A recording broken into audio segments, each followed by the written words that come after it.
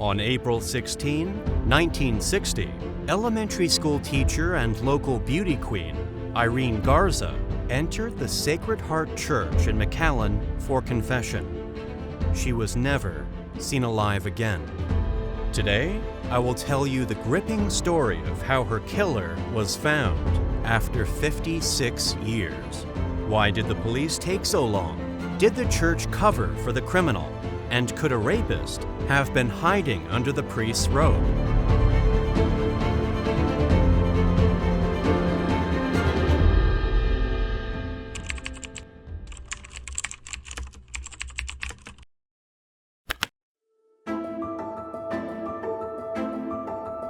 The small, quiet town of McAllen, Texas, is unremarkable and lives at its own measured pace. Irene Garza, however, stands out with her elegance, good manners, and striking beauty. The local beauty queen works as an elementary school teacher, known for her kind and generous heart. She spends part of her salary on clothes and books for her students. Irene is also deeply religious, attending Mass at the Sacred Heart Church every weekend.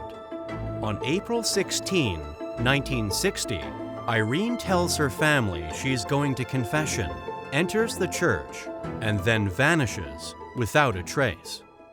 She was last seen in the confession line, wearing a white lace veil. However, no one saw her leave the church. The next day, her parked car is found near the church, but there's no sign of her.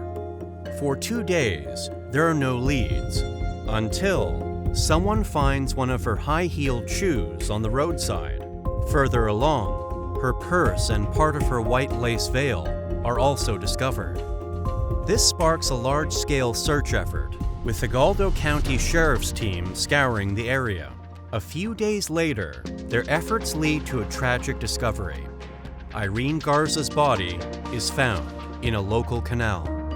She is fully clothed, except for missing shoes and underwear. Her lavender blouse is unbuttoned. The autopsy reveals that she was beaten with a hard object, sexually assaulted, and strangled. Investigators have no leads, no witnesses, no fingerprints, no evidence. DNA analysis would not be available for decades. However, when detectives drain the canal where her body was found, they make an interesting discovery. They find a green slide projector with a long black cord, possibly used to tie her hands.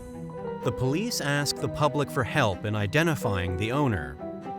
2 days later, Father John Fight, a priest at Sacred Heart Church, writes to the police, stating that the projector belongs to him and that he had purchased it a year earlier in a nearby town. This gives the police their first suspect.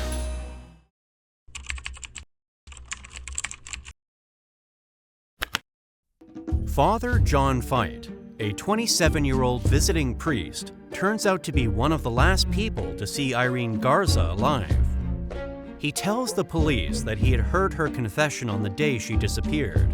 Later, he admits that it took place in the parish house next to the church.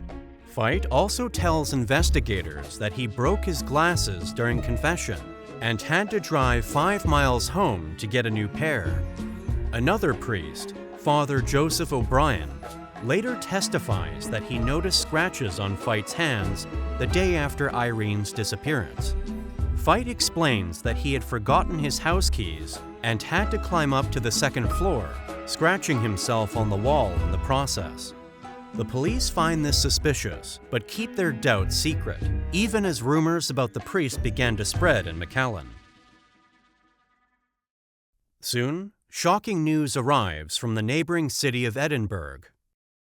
3 weeks before Irene's disappearance, a young woman named Maria America Guerra was attacked, also at Sacred Heart Church. Outside the church, Maria noticed a man in a blue and white car, watching her. While she was kneeling at the communion rail, the same man approached her from behind, grabbed her, and tried to silence her with a cloth. She fought back, biting his finger, forcing him to flee. She later described the attacker as a dark-haired man wearing glasses with a thick frame, dressed as a priest. Her description and the car matched Father Fite. A few weeks after Irene Garza's murder, Maria was brought in for a lineup and identified Fite as her attacker. He was immediately arrested and given a polygraph test, which indicated he was lying about Irene Garza. Fite remained confident, saying that the police lacked sufficient evidence to convict him.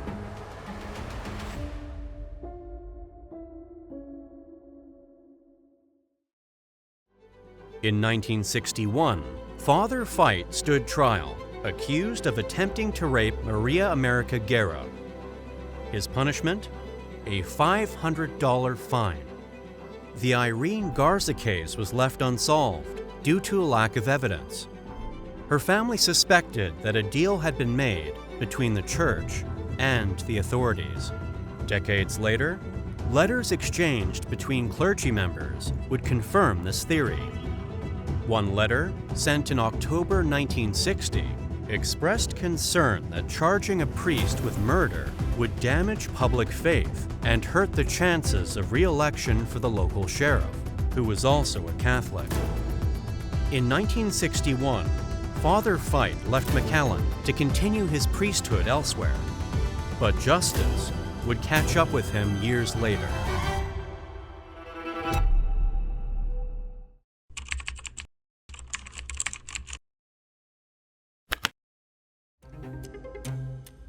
In 2002, a new witness emerged, former monk Dale Tackany. In the early 1960s, he counseled monks at Assumption Abbey. In 1963, he was asked to evaluate a man's potential to live in the monastery. That man was John Fite. During confession, Fite made a chilling admission. He described how a young woman had come to him for confession, and he persuaded her to go to the parish house. There, he claimed a dark force took over, and he attacked her, removing her blouse and attempting to rape her. He then tied her up and left her in the basement.